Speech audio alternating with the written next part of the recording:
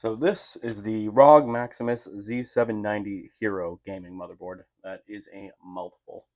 But I figured since I'm going to be doing a complete rebuild of my gaming rig this weekend, actually, I figured I'd go through a quick little rundown of all of the parts and just to give a little unboxing video, I guess. Alright, so to start out, again, this is the ROG Maximus Z790 Hero. Absolute beast of a motherboard and very expensive, but hopefully worth it. Hopefully worth every shiny penny. Alright, so we'll open up this little case right here. And as we can see, this thing is just beautiful. All blacked out, little bits of silver and everything, but more or less blacked out and dope. This whole panel right here on the VRAM is completely RGB, or I believe it's partially RGB. Not positive. I haven't turned it on yet, so I don't know. But alright, let's get this out of here. And we can go through what's in the box and what we have within the motherboard. Let's take this out real quick.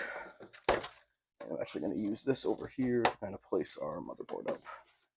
And actually, now that I'm realizing it, no, they didn't. Okay. Alright, we're going to put this down real quick and see what else we have in the box. And then we'll go through the motherboard. So I believe this comes with a few pretty cool things. This, actually, I'm not going to be able to use, unfortunately, because I don't have the new gen SSDs. But basically, this will be plugging into your PCIe slot for Gen 5 SSDs, and I believe it can fit 2 of them. Yeah, I don't know if you can really, sorry, I kind of hit the camera, but if you kind of see in there, but those would be the 2 slots for the SSD, the M2 slots. But yeah, those Gen 5 SSDs are crazy expensive. It's basically an arm and a leg for a piece of plastic and metal this big. It's absolutely ridiculous.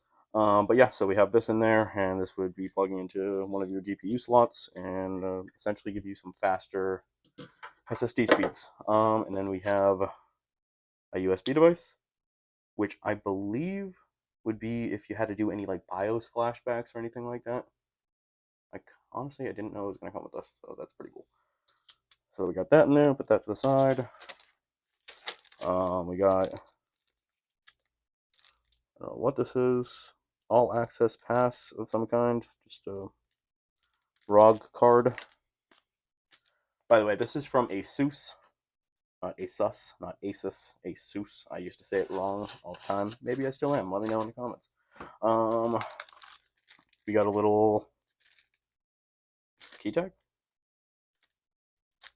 Keychain? Yeah, I think we got a keychain in the box. That's pretty cool. Then we have our owner's manual. What else we got in here? Anything cool? Any more goodies? Oh, yeah, we got plenty of goodies under this piece of cardboard. Alright, so in here, I believe we just have a bunch of SATA cables. And I believe those are SATA cables. What else we got in here? Some type of plug of some kind. I don't know what that essentially is, but yeah, some type of little rubber plug. Oh, this will be our Wi-Fi and Bluetooth antenna. I believe, oh, this is going to be one of the little like standoff spin screws for the SSDs. Is that not already on there? I guess I'll have to look when I open it up. Some type of bracket in there. I'm not sure what for. Oh, it goes to the RAM. I'll have to check that out once I'm going through everything, right? When I'm putting everything together. Got another couple of standoff screws right here. Another rubber plug, or that might be the same one. I'm kind of losing track of the things I'm putting in here. Nope, there is the one I put down before. Oh, that's cool. I think this might be a power checker for the motherboard. It's got a few pins, ground power, negative power LED, and positive power LED on there, so I'm not positive what that is, but I believe it honestly might be some type of power checker. Then we got an Asus fan holder. Yeah, they put a lot of stuff in here. That's pretty cool.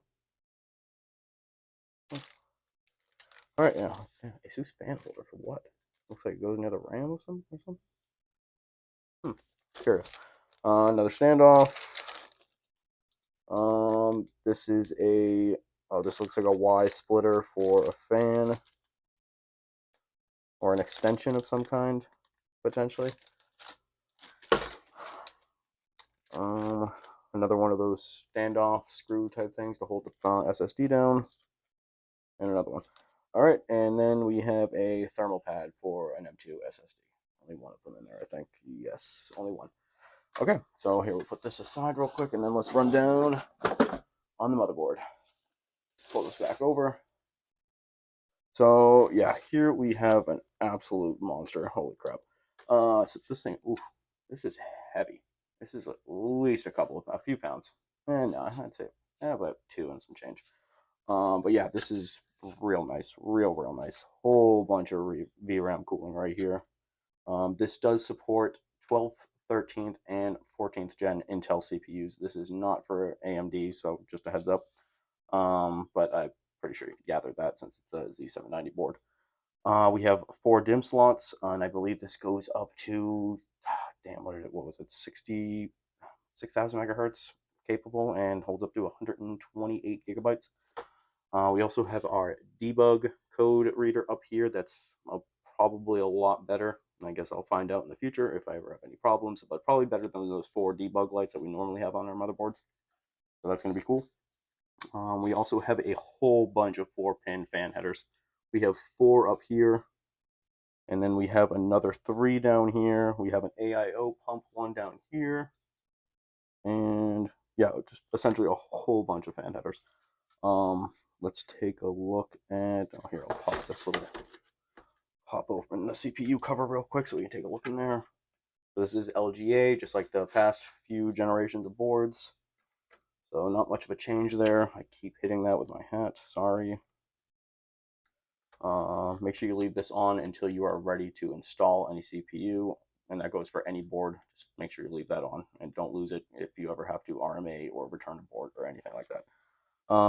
Behind here is one of our SSD slots, and I believe there's another 2 in here. We would just have to remove the shielding right here. Or actually, no, I believe it's down here. My apologies. So then what do we got over here on the IO? There is so much going on over here on the IO, so much more than what I currently have on my motherboard, and I cannot wait to peel this. So right here we have our BIOS button, and that's essentially if you ever need, and that would actually come into play with that little USB drive they gave us.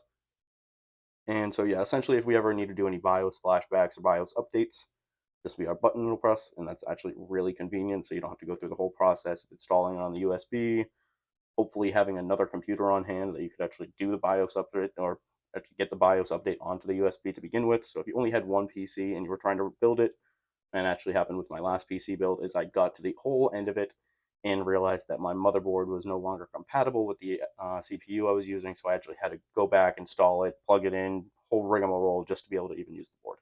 So pain in the ass. So this is really nice. Then we have our clear CMOS button, which is essentially clearing any of the saved information. That it's not a lot of it, but it'll be able to save information for like some of your different things with RAM and CPU information. So if there's anything like that's just getting bugged out and your motherboard doesn't seem to be working, there's always the potential that you could just clear the CMOS and then you're good to go. Not always, but sometimes. We have an HDMI port up here. You do not use this unless you have integrated graphics on your CPU, which realistically, if you're using a board like this, you're probably not going to be using integrated graphics and going to have a discrete graphics card. We have 4, I believe these are Gen 3.2, or I mean Gen 1 3.2 USBs.